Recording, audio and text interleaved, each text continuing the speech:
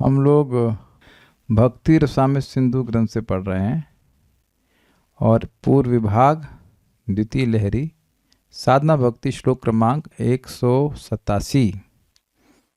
बहुत सुंदर श्लोक है। और देखिए, बात ये हो रही थी कि कर्मार्पण को भी दास से कुछ लोग कहते हैं और कैंकर को भी दास कहा जाता है, जो भगवान का सेवा करते हैं। तो उस पर चर्चा हो चुकी थी। कर्मार्पण वास्तविक रूप से शुद्ध भक्ति नहीं है। भक्ति नहीं है ऐसा नहीं कह रहे हैं, शुद्ध भक्ति नहीं है। और यहाँ पर अब द्वितीय प्रकार का, मतलब जो कैंकर्य है, इसके बारे में बताया जाए कैसे ये वास्तविक रूप से दास्य भक्ति है। श्लोक मिला आपको? हाँ बताइएगा, श्लोक पढ़ के बताइए एक बार जरा। चैतन्य चरितमृत मध्य लीला 19.176। भुक्ति मुक्ति स्पृहा जाइवोत पिशाची। ये नहीं भुक्ति मुक्ति दिया यदि छूटे, ऐसे करके श्लोक है। अगर कोई भक्त भगवान की भक्ति कर रहा है और भगवान उसको भोग या मोक्ष देकर छूट जाते हैं, अपना पल्ला छुड़ा लेते हैं। सुना है शब्द आपने? समझते हैं? अंडरस्टैंड? तो वो भक्ति को छुपा लेते हैं, भक्ति नहीं देते हैं। कल कालिया कृष्ण प्रभु बोले कि हम अगर मुक्ति चाहते हैं या कोई भी व्यक्ति मुक्ति चाहता है तो क्या दिक्कत है? भक्ति कर रहा है, क्या दिक्कत है? पहले मुक्ति मिल जाएगी, फिर भक्ति मिल जाएगी।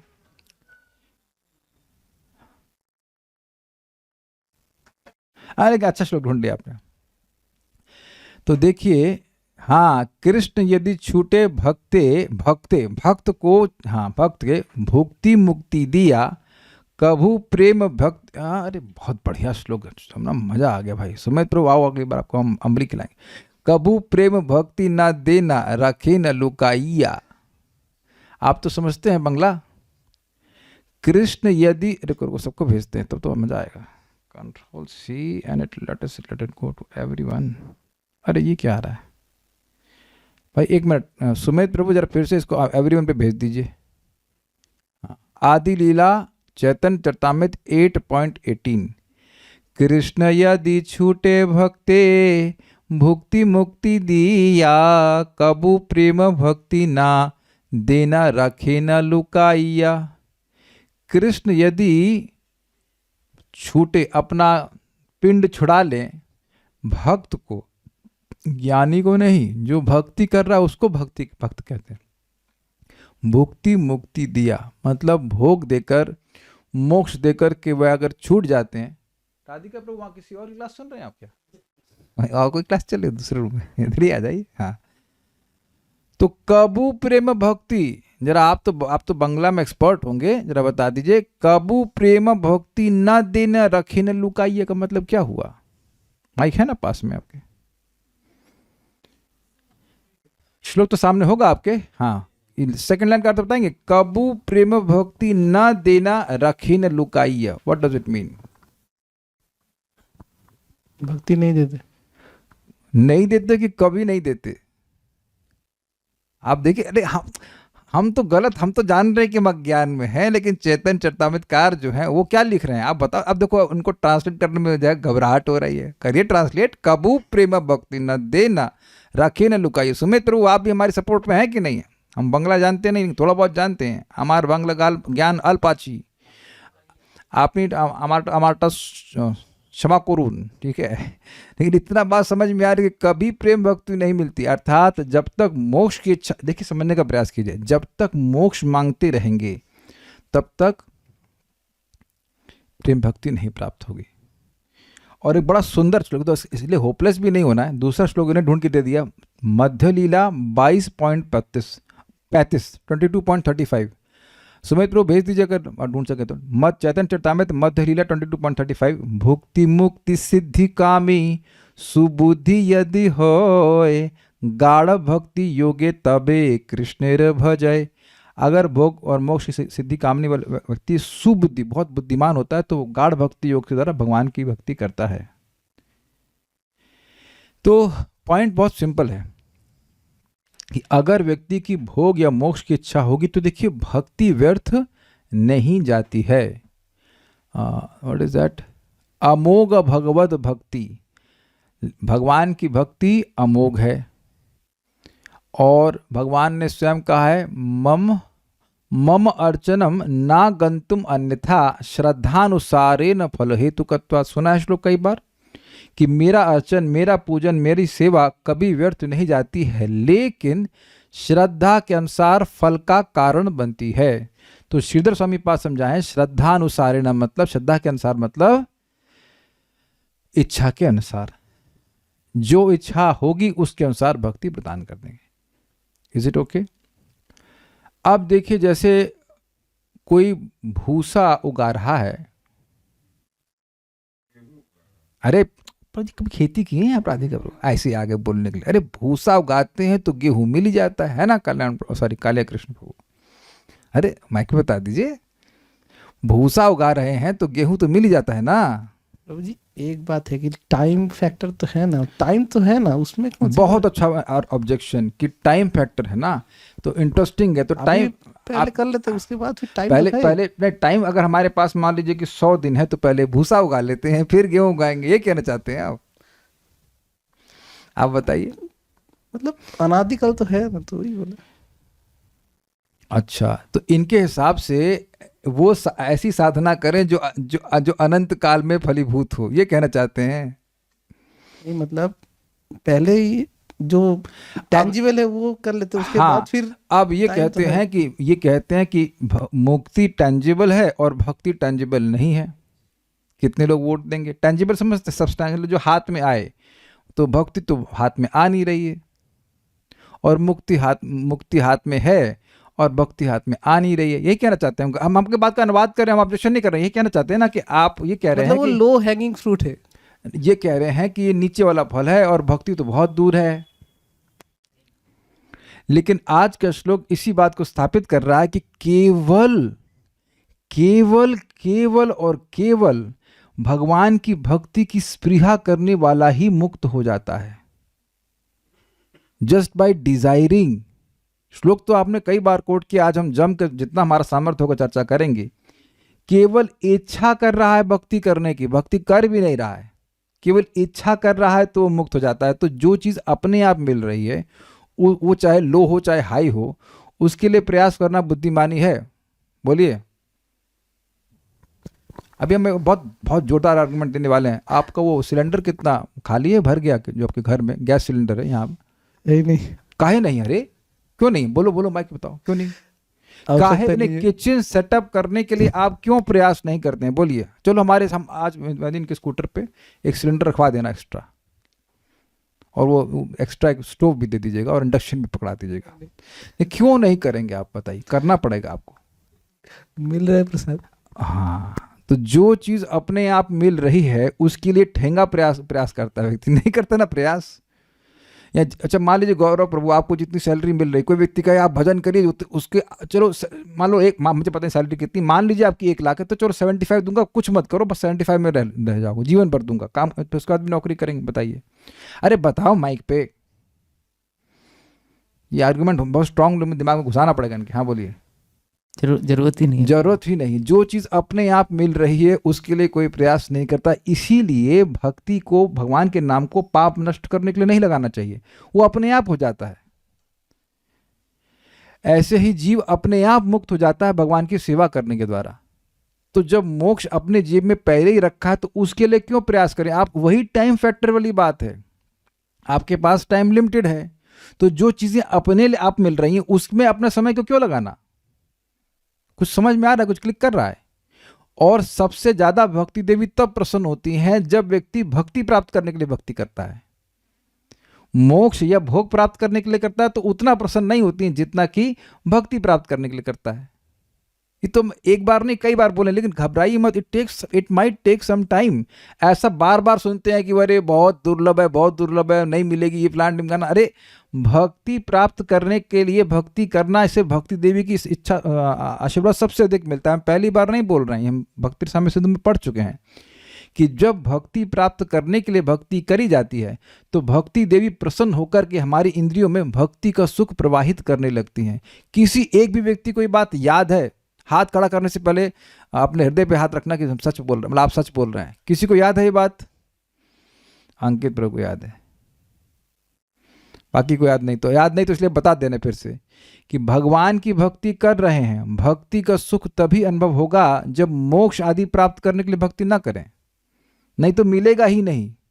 और अभी आप वो कोट कर रहे थे, भोग और मोक्ष की स्पृहा रूपी पिशाची जब तक हृदय में रहेगी तब तक भक्ति का सुख की गंध भी नहीं मिल पाएगी। समझ रहे हैं ना बात? तो आज हम यहां पे सीखेंगे कि कैसे केवल भगवान की भक्ति की स्पृहा जिसमें है वो जीवन मुक्त हो जाता है। जीवन मुक्त मतलब जीते जी मुक्त। जिस मुक्ति की आप बात कर रहे हो वो देह छोड़ने की बात होती है, इसे विदेह मुक्ति कहते हैं। तो वो तो हो ही जाएंगे। अब एक सिंपल सी बात सोचिए काले कृष्ण प्रभु, जो व्यक्ति इस समय खूब पापी है वो क्या मुक्त मतलब मरते समय भगवान के पास चला जाएगा? आप बताइए। जो रोज गला काट रहा है किसी का तो अगले दिन ही संत बन जाएगा? ऐसा तो होता नहीं है। तो जो आज आप और मैं, हम सब लोग रोज हैं, वही मृत्यु के समय वही स्टेटस रहेगा कि नहीं? मैं क्या समझा पा रहा हूं? क्या सब लोग समझ पा रहे हैं इस बात को? सब लोग लग रहा है इधर देख रहे हैं। ठीक, देखते रहिए, कोई दिक्कत नहीं। अब ऐसा करता हूं मैं, जो लोग इधर उधर देखेंगे उनका नाम लेके पूछूंगा मैं, देखते रहो उधर, क्या देख रहे थे, क्या पूछ रहे थे? भाई आपके बारे में बात हो रही है ये। अगर आप प्रतिदिन जीवन मुक्त रहे तो जिस दिन हमारा शरीर छूटेगा उस दिन क्या बद्ध हो जाओगे? कुछ समझ में आया आपको? जस्ट ऐसे बहुत सिंपल सी बात है। आप आज स्वस्थ हैं, कल भी स्वस्थ हैं, परसों भी स्वस्थ हैं, मान लीजिए स्वस्थ रहे और तो स्वस्थ ही तो रहोगे अगले दिन भी। Just very simple.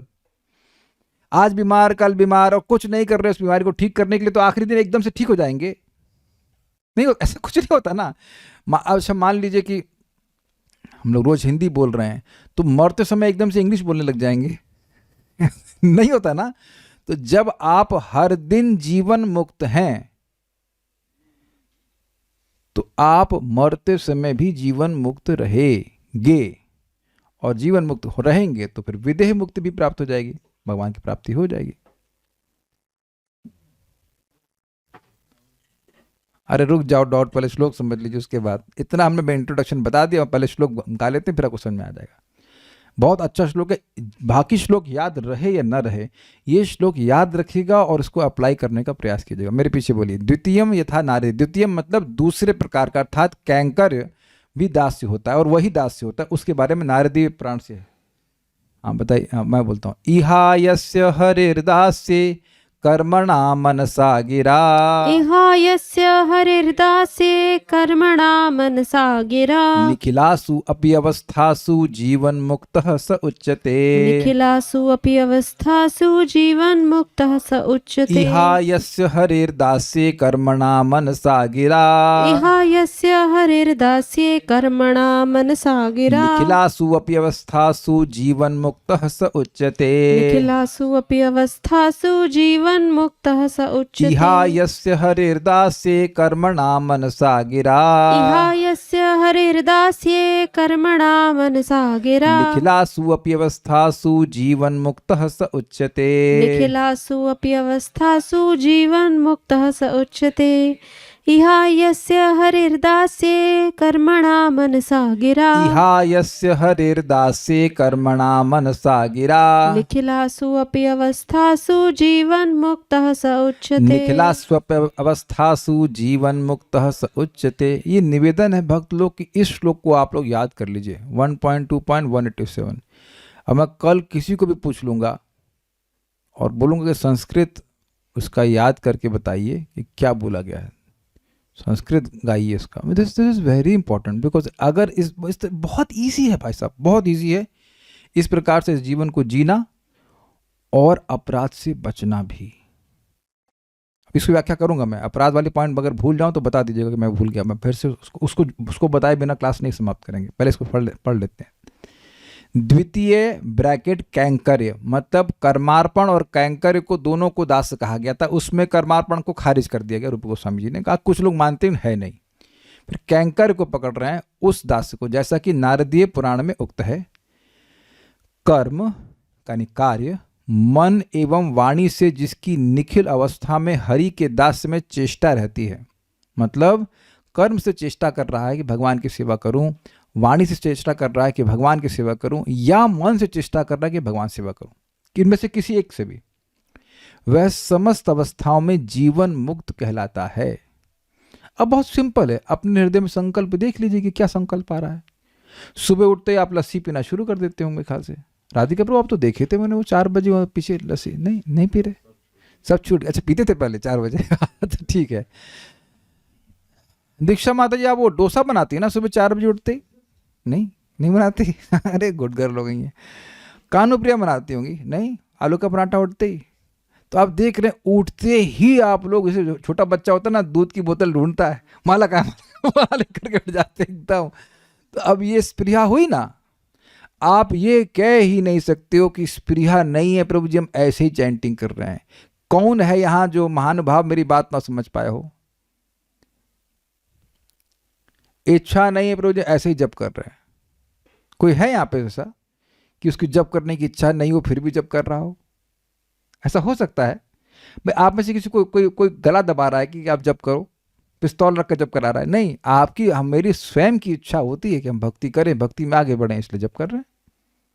काले कृष्ण की जप करने का मन नहीं करता है, डर के मारे करते हैं, है ना। खाना भी डर के मारे खाते हैं, स्कूटी भी डर के मारे घुमाते हैं, वृंदावन भी डर के मारे रह रहे हैं, सबके डरपोक कहीं के फिर तो आप बहुत डरपोक। यहाँ तो माता जी डरती नहीं, आप लड़का होकर डर रहे हैं।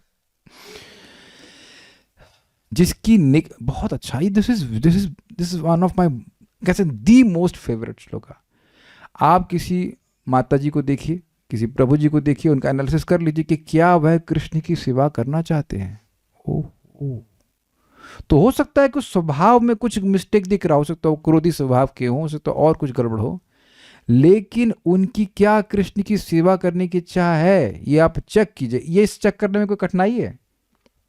कोई कठिनाई यू कैन जस्ट नहीं है, बिल्कुल भी आसानी से आप देख सकते हैं। लोग जप कर रहे हैं, भक्ति कर रहे हैं, भगवान के बारे में सुनना चाहते हैं, भगवान को भोग लगा रहे हैं, ये सब इच्छा है ना सेवा की करने की। जैसे कल शाम को जब मैं क्लास तैयार कर रहा था, देन वेदवादिनी वाज कुकिंग, तो दोनों ही लोग जीवन एटलीस्ट उस टाइम जीवन मुक्त अवस्था में हैं। मैं अपना ही नाम नहीं ले रहा हूँ, मैं सभी लोग की बात बोल रहा हूँ कि जहां भी कृष्ण की सेवा की इच्छा है वो जीवन मुक्ति की दशा है। इतना नाड़ी परीक्षण करना हम लोग को आ जाना चाहिए। बंधन है कृष्ण से वैमुख्य, भगवान की सेवा में भगवान से कोई मतलब नहीं हमारा। इसलिए किसी भी इंद्रिय, कोई भी इंद्रिय आपकी अगर भगवान की सेवा में लगी हुई है तो हम बंधन से रहित हैं। इतना तो समझ में आ गया होगा। Any sense engage in Krishna service, प्रसाद ग्रहण कर रहे हैं, नामोच्चारण कर रहे हैं, गा रहे हैं, क्लास पढ़ रहे हैं, पढ़ा रहे हैं, हम बस एग्जाम्पल दे रहे हैं, विग्रह की सेवा कर रहे हैं, तो ये देखने का प्रयास कीजिए कि भाई ये व्यक्ति की भगवान की सेवा की इच्छा है। अगर ऐसा है तो अब बिल्कुल खतरा का घंटी लगा लीजिए। You be very careful in dealing with devotees, क्योंकि उनका स्वभाव आपको लग सकता है कि थोड़ा सा ऊपर नीचे हो, लेकिन वो जो उनकी इच्छा जो है वो बिल्कुल परफेक्ट है, वो जीवन मुक्त हैं। और खुद भी ज़्यादा परेशान नहीं होना चाहिए कि अरे मेरा तो ऐसा स्वभाव हो गया, मुझसे ये गलती हो गई। हाँ, आपको अपनी गलती को सुधारने का प्रयास करना चाहिए, बट मुख्य बात है वो स्पृहा, भगवान की सेवा की स्पृहा। अब एक प्रश्न आएगा कि आएगी कैसे स्पृहा? हरे कृष्णा कृष्णा कृष्णा हरे हरे, हरे राम राम राम हरे हरे। क्या है श्लोक है वो? कृष्ण मंत्र एत स्वभाव, जय जपे कृष्ण प्रति उपजाए भाव। जय जपे, जो जपेगा उसका कृष्ण के प्रति भाव उत्पन्न होगा, सेवा भाव। आप लोगों को मेरे ख्याल से अनुभव होगा, जब आप चैंटिंग पूरी कर लेते हैं तो कुछ सेवा की इच्छा आती है, कुछ तो करें। कुछ हाथ में खुजली आती है या हमारे हाथ में खुजली आती है, कुछ तो करें, कुछ प्रीचिंग करें, कुछ कुकिंग करें, कुछ घर की सफाई, कुछ तो करें।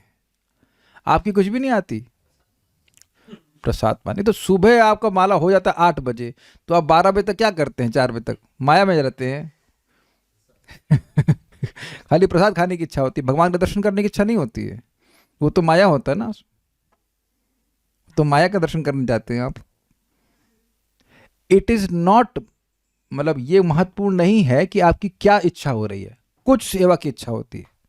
और इसका प्रमाण है, चैतन्य महाप्रभु को नदी क्रॉस करनी थी, हमको एग्जैक्टली लोकेशन नहीं पता, कहीं उड़ीसा में था, और उधर से एक मुसलमान व्यक्ति आया और महाप्रभु को प्रणाम किया, और प्रणाम करके उसको बहुत मतलब सब विकार महाप्रभु तो अद्भुत तरीके के उनके देख के सब विकार आने लगे। फिर वो हरि नाम बोला और फिर बोला कि मैं बहुत पतित हूँ, मेरा उद्धार कीजिए, मैं क्या सेवा कर सकता हूँ। तो प्रभुपाद वहाँ कहते हैं जो व्यक्ति हरे कृष्ण मंत्र का उच्चारण करता है, ये प्रमाण है कि उसको कुछ सेवा करने की इच्छा भी होती है। हरे कृष्ण मंत्र अपने आप में सेवा है और सेवा वृत्ति को जागृत कर देता है, ये प्रमाण है। You will see that.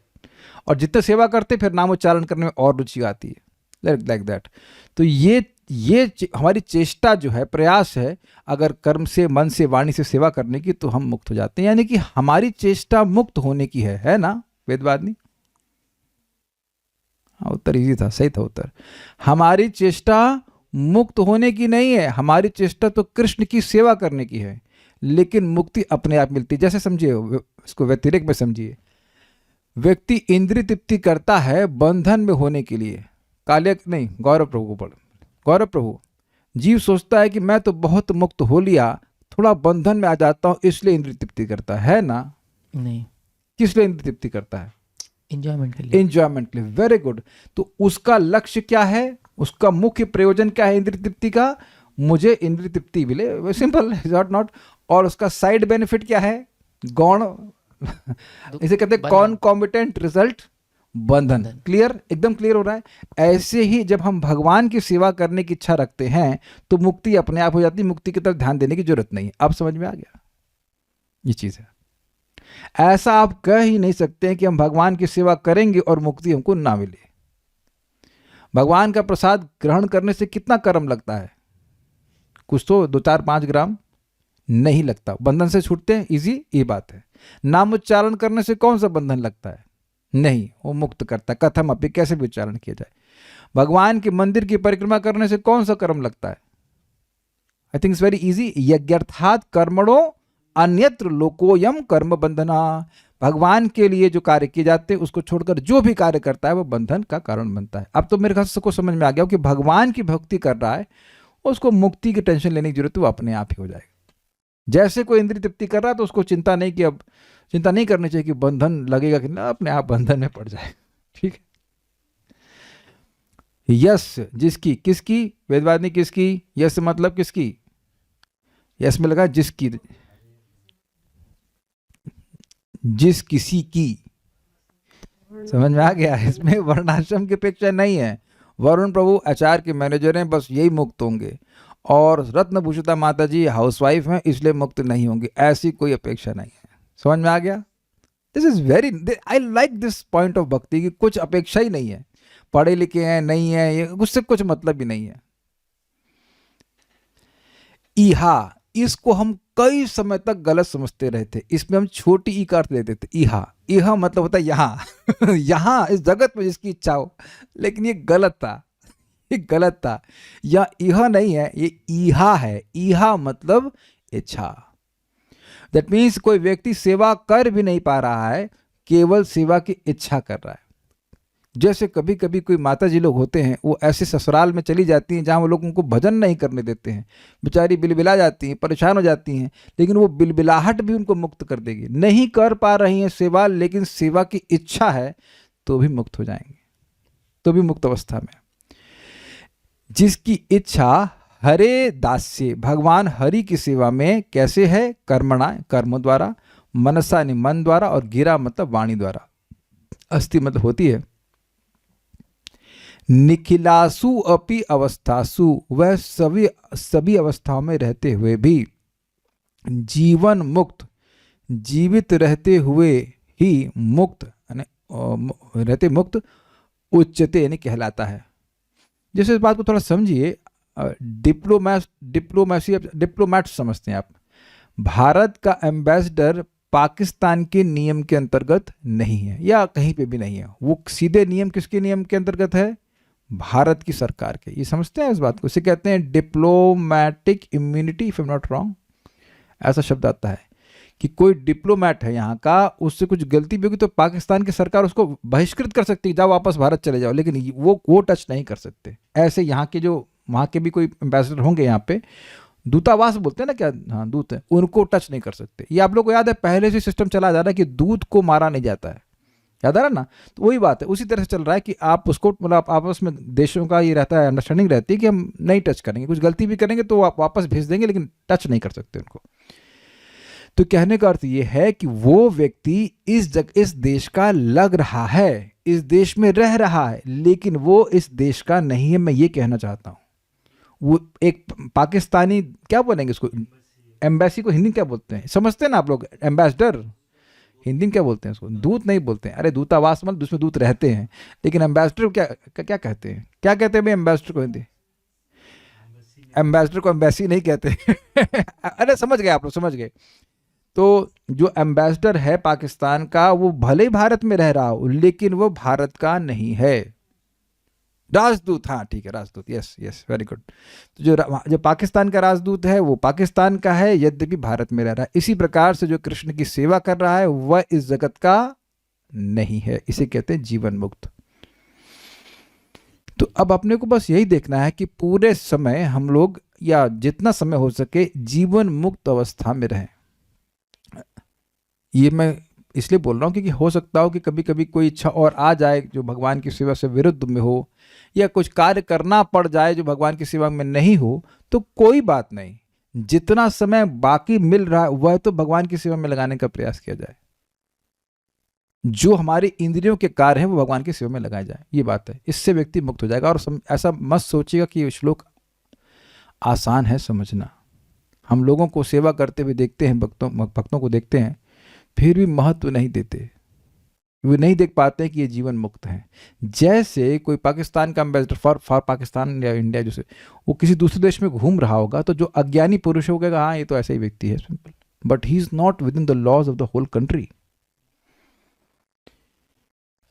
और इसका प्रमाण भगवद गीता से भी आता है, महात्मानंस्तु माम पार्था दैवीं प्रकृतिमाश्रितः भजन्ते अनन्य मनसो ज्ञात्वा भूतादिम अव्ययम। जो महात्मा है वह तो मेरी दैवी प्रकृति श्रीमती राधा रानी के आश्रम में रहते हैं, और लक्षण क्या है वेदवादिनी, वह अनन्य मन से भजन करते हैं। अनन्य मतलब साधन भी भक्ति और साध्य भी भक्ति। वेरी गुड, ना अन्य अनन्य, कृष्ण ने सही बोला आपने, भगवान की भक्ति कर रहे हैं, भगवान की भक्ति प्राप्त करने के लिए, भगवान को सुखी करने के लिए। क्यों? ज्ञात्वा भूतादिम अव्ययम, सभी के स्रोत भगवान है और अव्यय अविनाशी है, ये समझ करके भगवान की ही वह भक्ति करते हैं और किसी की भक्ति नहीं करते। क्लियर है? तो ऐसा व्यक्ति जीवन मुक्त कहा जाता है। अब इसके शब्दों को समझा सकते हैं आप, पहली लाइन को, इहा यस्य हरिर्दास से, समझ में आए? नहीं आए? जिसका हरि के दास में ही इच्छा है, कैसे? कर्मणा मनसा गिरा, और वाणी से, निखिलासु अपि अवस्थासु, वह सभी अवस्थाओं में जीवन मुक्त सह उच्चते, वह जीवन मुक्त कहा जाता है, ये कही जाती है, लाइक दैट। अब आप लोगों की बात बहुत सिंपल लग रही होगी शायद, लेकिन आप भौतिकतावादी जीवन में इस विचार के पास फटक भी सकते नहीं होंगे। हम में से कोई इस बात को सोच भी नहीं सकता है कि ऐसा कंसेप्ट भी है।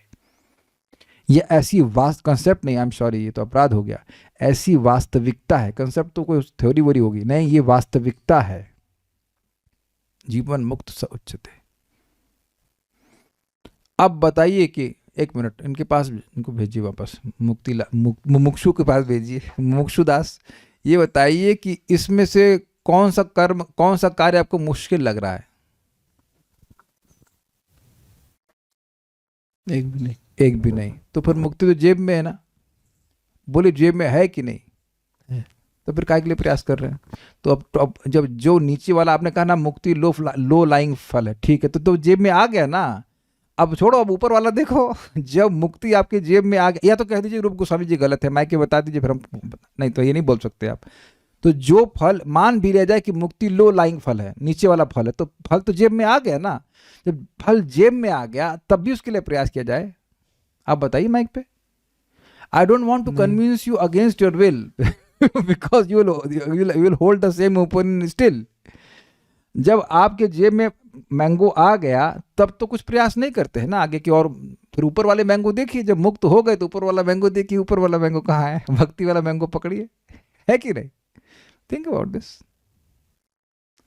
मुझे लगता है कि आपको ये भय है कि अगर हम भक्ति मांगेंगे तो हो सकता है भगवान हमको अपना धाम दे ही नहीं। ऐसा तो नहीं सोचते हैं आप?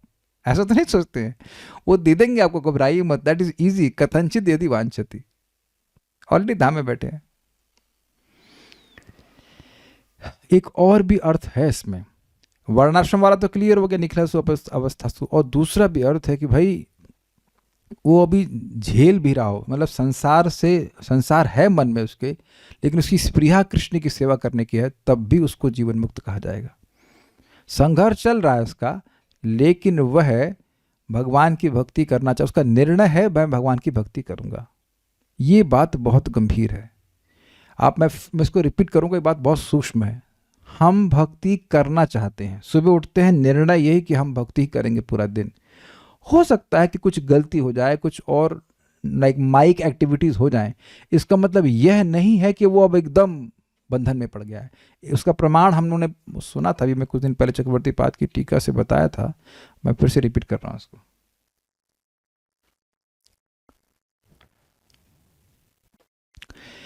यहाँ पे वो जरत्याशु कोशो वाला श्लोक है 3 स्कंद में, उसकी वो टीका पे कहते हैं,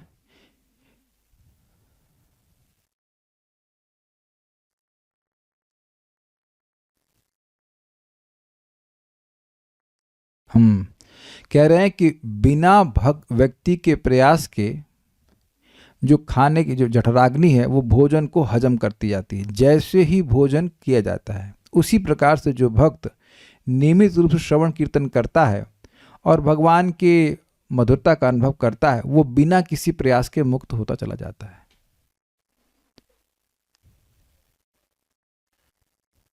इसमें लिखा है the devotee does not even ask how or when he will get liberation.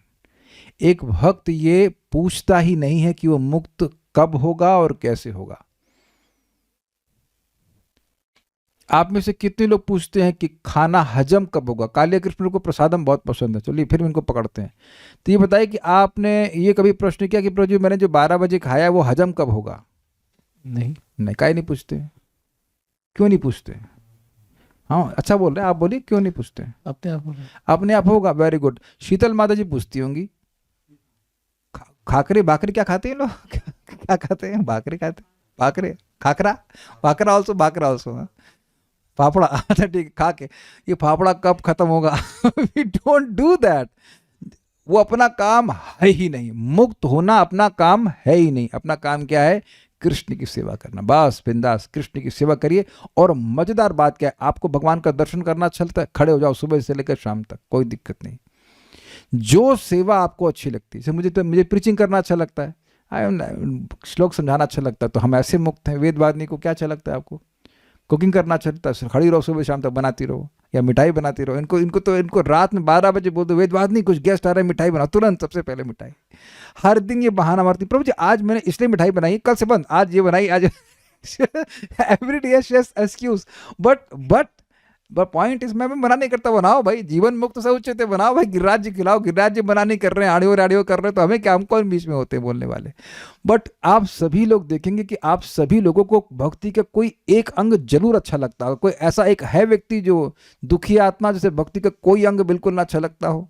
किसी को जप अच्छा लगता है, किसी को कुकिंग अच्छी लगती है, किसी को प्रीचिंग अच्छी लगती है, डिफरेंट। पकड़ लीजिए उसको, चाप दीजिए। चापना समझते मीन्स अच्छे से भक्ति संपादित कीजिए। किसी को परिक्रमा करना अच्छा लगता है, 2 परिक्रमा करते हैं। प्रेम कृष्ण प्रभु के पिताजी 2 परिक्रमा करते हैं वृंदावन की, so it's like dinner and breakfast. इनका ये काम है, घूमते रहे जब भी देखो परिक्रमा करते रहे। Garland making, yes, anything, any connection, any service for Krishna. जैसे श्री लक्ष्मी माता जी ने गार्लैंड मेकिंग के बारे में बताया, सब जानते। सुदामा नाम का एक माली था, उसने भगवान को माला अर्पण किया एक बार, भगवान ने कहा तुम जीवन में भर सुखी रहोगे, हम बाद में मेरे पास आ जाओगे, खत्म। तो एक इसमें इसलिए बोल रहा हूं क्योंकि आप ये मत कंपेयर करो कि अरे वो भक्त ये सेवा कर पा रहे हैं और मैं ये नहीं कर पा रहा हूं। आपको जो अच्छा लगता है वो करो, लेकिन सेवा ना करना खतरनाक। सेवा नहीं करना ऐसा नहीं है, बहुत थक जाए तो सो जाइए, फिर उठ के फिर सेवा कीजिए, लेकिन सेवा नहीं करना ठीक नहीं है। Okay, like that. और जब ये देख रहे हैं कि कोई व्यक्ति भगवान की सेवा में लगा हुआ है, भाई बी केयरफुल, बहुत केयरफुल, कि वो कोई निंदा वंदा करने की जरूरत नहीं है। भगवान उसका बस, भगवान भी यही देख रहे हैं कि मेरी सेवा कर रहा है। दुर्गम संगमनी ग्रंथकार दास विषयक अपने मत को इसकी महिमा वर्णन द्वारा व्यक्त करते हैं। श्रील रूप गोस्वामी जी समझा रहे हैं कि वास्तविक दास जो है कैंकर है। किंकर का रूट कहाँ से है? किंकर। और किंकर का मतलब क्या होता है वेदवादी? किम अर्थ किम करोति, मैं क्या करूं, मैं क्या करूं, मैं मन से कुछ करूं, कृष्ण के लिए वाणी से कुछ करूं या शरीर से कुछ करूं। ठीक है। हाँ, अच्छा एक बार इसको जरा व्यतिरेक में देख लीजिए। जो लोग माया में रहते हैं क्या वो भी ऐसा आचरण करते हैं कि नहीं? कुछ वाणी से कुछ हम भोग कर लें, कुछ मन से भोग कर लें या शरीर से भोग कर लें, यही लगे रहते हैं, इसीलिए वो बंधन में पड़े रहते हैं। ईहा दास्य कहने से दास्य के निमित्त ईहा अर्थात मैं दास बनूं, इस प्रकार की स्पृहा, मतलब स्पृहा का मतलब लालसा, इच्छा। एक अर्थ रत्नाल्प दीपिका है, ये भी इसी प्रमाणिक टीका है, उसमें और व्याख्या करी इसकी, तो उसको रखती है। नॉर्मली उसको रखते नहीं है, बाकी भक्तिसार प्रदर्शनी तो वह सेम थी इसकी जैसे। इहा दास्य कहने से दास्य निमित्त चेष्टा रहेगी, अर्थात मैं प्रभु का हूं, इस प्रकार बुद्धि द्वारा चेष्टा रहेगी। मैं कृष्ण का सेवक हूं, इस कारण से मैं कृष्ण की सेवा करूंगा, ये रहेगी। बहुत सिंपल सी है। श्रीमद् भागवतम के 9.4.18-20 में इसका उदाहरण मेरे पीछे गाइएगा, बहुत सुंदर श्लोक है, लोग सुने होंगे लेकिन फिर से सुनिए।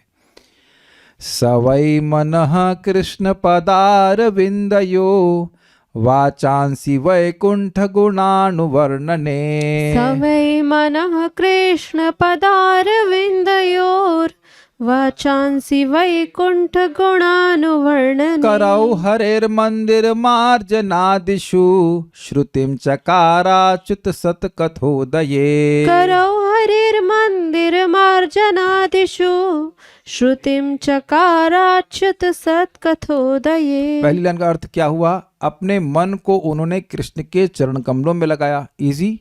वाणी को वैकुंठ अर्थात भगवान विष्णु के गुणों के वर्णन में लगाया बारंबार। हाथ को भगवान के मंदिर के मार्जन में लगा दिया, कर मतलब हाथ, ठीक है। श्रुतिम चकारा चितसत कतोदे, भगवान के भक्तों के मुख से जो कथा उदित होती उसमें अपने कान को लगा लिया। कैसे कैसे इंद्रियों को लगाया उन्होंने, अर्थात अमरीश महाराज ने, ये सब वर्णन है। आगे देखिए। मुकुंद लिंगालय दर्शने दृशौ तदभृत्य गात्रा स्पर्शयंग संगमम। मुकुंद लिंगालय दर्शने दृशौ तदभृत्य गात्र स्पर्शेंग संगमम। घ्राणं च तत्पाद सरोज सौरभे श्रीमत्तुलस्या रसनाम तदर्पिते। घ्राणं च तत्पाद सरोज सौरभे श्रीमत्तुलस्या रसनां तदर्पिते। आंखों को भगवान के विग्रह को देखने में लगाया और अपने स्पर्शेंद्रिय को भक्तों को स्पर्श करने में लगाया। तद्वृत्त मतलब उनके सेवकों को। घ्राण नाक को भगवान को अर्पित जो गंध है उसको सूंघने में लगाया, और तुलसी जी को जो भगवान को अर्पित हैं उसको चखने में अपनी जीभ को लगाया। और ऑब्वियसली केवल तुलसी नहीं खाते हैं भक्त, मतलब तुलसी नहीं चखते हैं, तुलसी के उपलक्षण से अन्न प्रसाद भी। जब मैं इसको पहले पढ़ता था मैं कहूँ क्या केवल तुलसी खानी होती क्या, लेकिन नहीं, तुलसी के संग अन्न वन्न भी रहता है, सारा कुछ प्रसाद रहता है, वो सब ग्रहण करना होगा। पादौ हरे क्षेत्र पदानुसर्पणे शिरो ऋषिकेश पदाभिवंदने। पादौ हरे क्षेत्र पदानुसर्पणे शिरो ऋषिकेश पदाभिवंदने। कामं च दास्येन तु काम काम्यया यथोत्तम श्लोक जनाश्रया रतिः। कामं च दास्येन तु काम कामया कामं च दास्येन तु काम काम्यया यथोत्तम श्लोक जनाश्रया रतिः। तो चरणों को किसमें लगाया? हरि के क्षेत्र में चलने के लिए, परिक्रमा करने के लिए, मंदिर में जाने के लिए, और सिर को भगवान के चरणों में वंदन मतलब प्रणाम करने में लगाया। अपनी कामनाओं को भगवान के दास में लगा दिया। यहाँ समझा गया? दास मतलब मैं श्री कृष्ण का सेवक बनूं, मैं श्री कृष्ण की सेवा करूं, इसी में कामनाओं को लगा दिया। अपनी भोग इच्छा के लिए इसको नहीं लगाया। और इस प्रकार से भगवान उत्तम श्लोक में उनकी रति यानी भगवत प्रेम उत्पन्न होगा। एक सिंपल सूत्र समझ लें कि इंद्रियां संयमित होंगी, इंद्रियां भगवान की सेवा में लगेंगी तो भगवत प्रेम अपने आप प्रकट होने लग जाएगा। और कुछ इंद्रियां अगर नहीं लगी हुई तो वहीं से प्रेम लीक होता है। इसका प्रमाण आप पढ़ लीजिएगा, अंत लीला अध्याय 3 चैतन्य चरितामृत। उसमें जब लखा हीरा के बारे में बात होती है तो बहुत नाम जप करी और बहुत सिंपल भोजन करी तो इससे उनकी इंद्रियां शिथिल, शिथिल से मतलब लाइक नॉट शिथिल बट कंट्रोल्ड हो गई। तो जैसे सारी इंद्रियां संयमित हुई भगवान का प्रेम प्रकाशित हो गया। डॉर्मेंट नहीं, कंट्रोल्ड हो गई। भाई जैसे हम बहुत ज़्यादा कुछ खाया जाता है तो फिर इंद्रियां थोड़ा नहीं काफ़ी अनकंट्रोल्ड हो जाती। तो वो थोड़ा थोड़ा खाती थी और नाम जप करती थी बहुत ज़्यादा, तो उनकी इंद्रियां संयमित हुई और भगवान का प्रेम प्रकाशित हुआ। ये बात है। तो सूत्र क्या है? अपनी इंद्रियों को संयमित करना है। तस्मात् तु इंद्रियाणादौ, भगवद गीता में भगवान कहते हैं सबसे पहले इंद्रियों को संयमित करो, क्योंकि उनको कर सकते हैं। कुछ समझे? मन को संयमित करना बड़ा मुश्किल है, लेकिन इंद्रियों को संयमित करना आसान है। और इंद्रियां संयमित होंगी तो उनका फीड बंद हो जाएगा मन को। मन में इंद्रियों का ही फीड जाता है। मान लीजिए हमको भक्त कह रहे थे प्रभु जी हमारा मन विषय में जा रहा है, जिस विषय में जा रहा है उसका अनुभव वो भक्त किया है, मैं नहीं किया हूं। आप मेरी बात समझ रहे हैं? आपने मान लीजिए कोई भोजन किया, वो मैंने कभी किया नहीं, तो मन में उस भोजन का ख्याल आप क्या आएगा? मेरे मन में तो नहीं आएगा।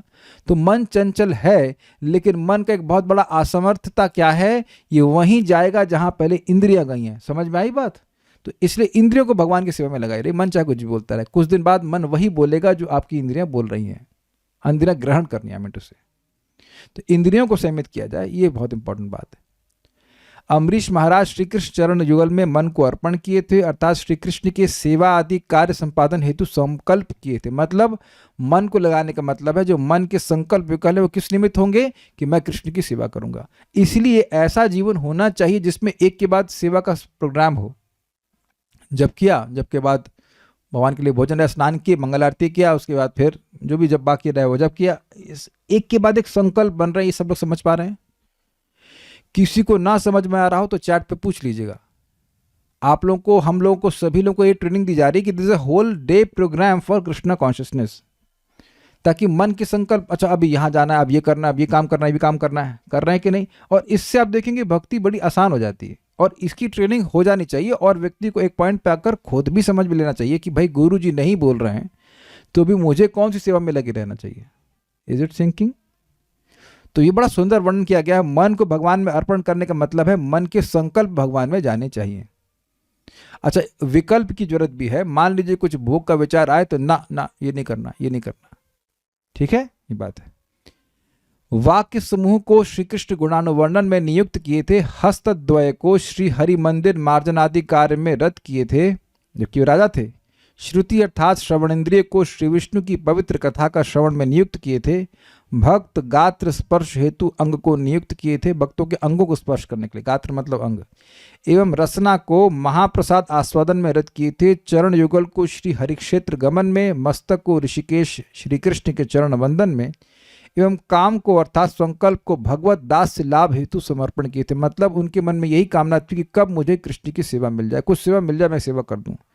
किंतु विषय भोग संपादन हेतु कभी संकल्प नहीं किए थे। अब ये कितनी बड़ी बात है कि राजा को कैसे कितने उत्कृष्ट भोग मिलते हैं, फिर भी उनके मन में संकल्प नहीं आया कि हम भोग प्राप्त करें, बल्कि इसलिए कि उन्हें वह भगवत प्रेम प्राप्त हो जो पवित्र कीर्ति भगवान के निज जनों में ही निवास करता है। तो इस प्रकार से उनको प्रेम प्राप्त हुआ। तो यहाँ पे समझा रहे हैं कैसे भगवान की दास को ने स्वीकार किया था। ये बात है, जैसे एक दास विभिन्न प्रकार की सेवा स्वामी की करता, ऐसे वो सेवा करते थे। कुछ पूछ रहे हैं भक्त? जैसे ही सारी इंद्रियां संयमित हुई, भगवान का प्रेम प्रकाशित हो गया। क्या यहाँ पर उपलक्षण से मन संयमित करना भी है? वो तो बहुत कठिन है। ये तो मैंने आपको समझाया ना। देखिए बहुत सिंपल बात है। इंद्रियां फीड दे रही हैं मन को। जो चीज आपने कभी देखी नहीं है, सुनी नहीं है, उसका भाव मन में कभी आता है? अगला श्लोक क्या है? जिसने प्रश्न किया, अगला श्लोक क्या है? कभी आपके जप में भक्ति रसामृत सिंधु का 1.2.188 आया है? तो जो पता ही नहीं है तो सुना ही नहीं तो कैसे आएगा बताइए भाई, समझ में आ गया? वो डिस्टर्बेंस तो नहीं। अच्छा, जो पिक्चर आपने कभी देखी ही नहीं वो आया मन में कभी? कोई गाना सुना ही नहीं वो आया कभी मन में?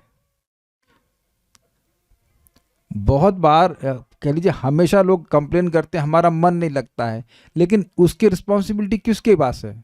हमारे ऊपर है। हम अपनी इंद्रियों को जहाँ लेके गए थे वहीं हमारा ये मन गया था, मन जाता है। ये मैं फिर रिपीट कर रहा हूँ, क्या सबको समझ में आ रही है? बहुत जबरदस्त बात है। मन चंचल है, बहुत चंचल है, लेकिन मन की एक बहुत बड़ी असमर्थता है कि जहां इंद्रियां पहले गई हैं वहीं ये जा सकता है, अन्यथा जा ही नहीं सकता है। आप में से भक्तों को, बहुत से भक्त लोग जो नियमित रूप से सुनते हैं, नाम उच्चारण कर रहे हैं और कुछ भागवतम की बात भी याद आ जाती होगी, किसी को नहीं आती याद? तो जो सुने हैं वो याद आते हैं, या जो नहीं सुने हैं वो याद आता है? फिर भी माता जी जो क्लास में नहीं सुना वो याद आता है आपको? तो अब ये जरा बात बहुत सिंपल है, लेकिन विचार कीजिए, it is impossible for the mind to think of maya if it has not heard about maya or seen माया। यानी कि अगर हम अपनी इंद्रियों को जितना संभव कंट्रोल कर लें कि भगवत संबंधी विषयों में ही, कार्यों में ही प्रयोग करेंगे, एटलीस्ट एफर्ट मारें, तो आप देखेंगे कि भाई मन जाएगा भी तो कोई आपको ग्लानि नहीं होगी।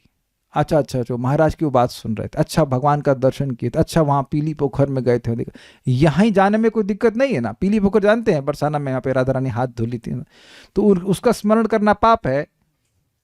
अगर मान लीजिए आप नाम जब कर रहे हैं, पीली पोखर का स्मरण हुआ, राधा कुंड का स्मरण हुआ, गिरिराज जी का स्मरण हुआ, तो ये पाप है? कोई पाप है ना? पाप तो नहीं है ये। लेकिन आप कोई और गलत चीज का स्मरण करेंगे तो गलत है वो। तो ट्रिक बहुत सिंपल है, इसीलिए भगवान बोल रहे हैं गीता में, तस्मात् इंद्रियाण आदौ, पहले इंद्रियों को सीमित करो। ये फीड दे रहा है, समझ में आई ना बात? तो मन जो है, एक तो बात है मन को लगाना संकल्प में भगवान की सेवा के लिए, और दूसरा है कि मन इंद्रियों को भगवान की सेवा में लगाए रखना। इसका सूत्र भी है कि इंद्रियां लग जाएंगी जब भगवान वाणी अगर भगवान की सेवा में लगी रहेगी तो सारी इंद्रियां समेत हो जाती है। उसका हमने पूरा क्लास सुना पढ़ाया था ना, बोलो कृष्णा, भजो कृष्णा, करो कृष्ण शिक्षा। और उसका कारण क्या है? जब भगवान का कीर्तन करते हैं तो हमारा मिथ्या अहंकार उदित नहीं होता है। हम लोग सब लोग यहाँ क्लियर हैं कि अभी हम बात किसके बारे में कर रहे हैं, किसकी भक्ति के बारे में बात हो रही है? भगवान की। भगवान के केंद्र में रख के बात हो रही कि नहीं? जैसे ही जो वाणी का या जो डिस्कशन का केंद्र है वो भगवान से छोड़कर कुछ और हुआ तो वहां मिथ्यांकार आ गया। क्या ये सब लोग समझ रहे हैं? मैंने तो उस पर बहुत व्याख्या करी थी, but as soon as we start talking not about Krishna, false ego comes. ये इतना सूक्ष्म है कि हम लोग उसको नोटिस भी नहीं कर पाते। हम बोलने की कुछ इच्छा रहती है, लेकिन क्या वो भगवान की बात है? मैं इससे पहले आगे ज़्यादा जाऊंगा नहीं, बस इस बात को थोड़ा समझिए। आप और मैं जब कुछ बोलना शुरू करते हैं, उससे पहले कुछ बोलने की इच्छा आती है, इसे कहते हैं विवक्षा। क्या बोलना चाहते हैं? अब जरा ये चेक किया जाए कि क्या वो भगवान की बात है? तो आप देखेंगे कि उत्तर हम स्वयं चेक करना, वो तो नहीं है, तो फिर क्यों बोल रहे हैं? तो उत्तर है कि क्योंकि बोलना चाहते हैं। फिर प्रश्न, क्यों बोलना चाहते हैं? क्योंकि स्वरूप को भूले हुए हैं। सबको समझ में आ गया? तो इसलिए अच्छा होगा कि अधिक अधिक जप किया जाए। 16 इज मिनिमम। समय मिले तो और कीजिए, क्योंकि दूसरी वाली जो इच्छा है ना कुछ और बोलने की, वो इतनी तीव्र है कि व्यक्ति कभी भी कुछ ऐसा बोल सकता है जो भगवान का यश ना हो, और उससे उसका फिर मिथ्यांकार एक्टिवेट हो जाता है। फिर जब मिथ्यांकार एक्टिवेट हो गया कि मैं देह हूं, तो फिर आंख से ये देखना है और उसके बाद हाथ से ये करना है, वो जो कुछ करना है फिर आप कंट्रोल नहीं कर सकते हैं। It was very subtle point. I hope you understand this point. जैसे एक भक्त शैली माता जी हैं, शैली माता जी फ्रॉम इंदौर, तो उनको केक बनाना, उनका प्रोफेशनल केक का वो था, मतलब अब वो बिजनेस बंद कर दी हैं। तो भक्त लोग बोलते हैं कि आप वहाँ के लिए, किसी भक्त के लिए, यहाँ के लिए केक बनाते, तो केक बना के भेज देती हैं। तो कार्य कुछ परिवर्तन हुआ? कुछ नहीं, लेकिन इच्छा में परिवर्तन है ना माता जी। आप जब बिजनेस के लिए केक बनाती थी और अब भक्त या भगवान के लिए केक बना रही हैं, बहुत अंतर आ गया कि नहीं आ गया? So you don't have to change your activities, आपकी उसकी इंटेंशन चेंज करती नहीं होती है। क्या भगवान के धाम को प्राप्त करने की इच्छा को मुक्ति कह रहे हैं या ब्रह्म ज्योति में लीन की इच्छा को? देखिए, दोनों ही मुक्ति की अभिलाषा है।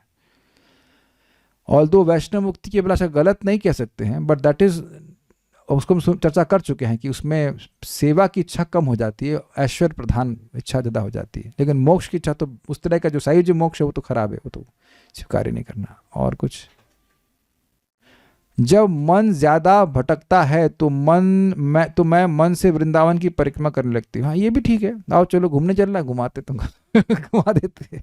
लेकिन आप देखिए, वृंदावन की परिक्रमा भी आप तभी कर पाएंगी जब आपने वहां पे देखा हुआ है। एटलीस्ट एक परिक्रमा, चाहे स्कूटी से की हो चाहे कैसे, देखा तो होना चाहिए ना स्थान, लाइक दैट। सो ये हम निवेदन करेंगे कि आप अपने जीवन में इसको अप्लाई करने का प्रयास कीजिए। खुद भी प्रयास करें कि हमारे मन से, वाणी से, शरीर से भगवान की सेवा बनती रहे। और दूसरा, अन्य भक्त जो भगवान की सेवा में लगे हैं उनका भी सम्मान करने की भावना हो कि इनकी जेब में मुक्ति रखी हुई है, अभी तो भक्ति का प्रयास कर रहे हैं। कुछ पूछ रहे थे आप? नहीं, ऐसा कोई मन नहीं कर रहा, गूंज नहीं रहा प्रश्न। अब एक और पीछे लग गई, वर्ष और प्रश्न करना है। क्या धाम मिलेगा तो भक्ति, प्रेम और सेवा नहीं मिलेगी? अरे तेरी, अभी हम क्या समझा रहे थे, क्या समझा रहे थे तब से? रामायण खत्म हो गई, इनको ये समझ में नहीं आ रहा है कि राम कौन, सीता कौन, रावण कौन, कुछ समझ ही नहीं आ रहा है। ऐसे क्यों नहीं समझते हो कि जब भगवान का प्रेम मिलेगा तो धाम अपने आप नहीं मिलेगा? समझ ही नहीं आ रहा लोगों। सब ये सब मुमुक्षु तो नहीं बैठे हुए इधर, सबको धाम जाना है। जब बहुत ज्यादा श्रवण करते हैं तब मन कम भागता है। Yes, it is very purifying. और कुछ बोले? हाँ बोलिए प्रभु जी। हरे कृष्ण प्रभु जी।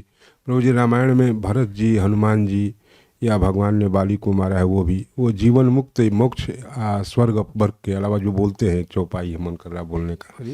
भरत जी बोलते हैं कि अर्थ न धर्म न काम रुचि, चाहूँ न पद निर्वाण, जन्म जन्म पद चरण रति, करहूँ सदा विश्राम। भगवान के चरणों में मेरा केवल सेवा लगे, न अर्थ की, न धर्म की, न जो भी मोक्ष की कामना कभी न रहे। Yes. हनुमान जी से भी कहा जाता है कि चलो जीवन मुक्त करो। अभी मैं यही बोलने वाला था हनुमान जी का। हनुमान जी की ही वक्तव्य हम सुन चुके हैं कि भगवान, मुझे ऐसी मुक्ति नहीं चाहिए जिसमें मैं आपका दास और आप मेरे स्वामी, ये भावना समाप्त हो जाए। हम लोग पढ़ चुके हैं भक्ति रसामृत सिंधु में।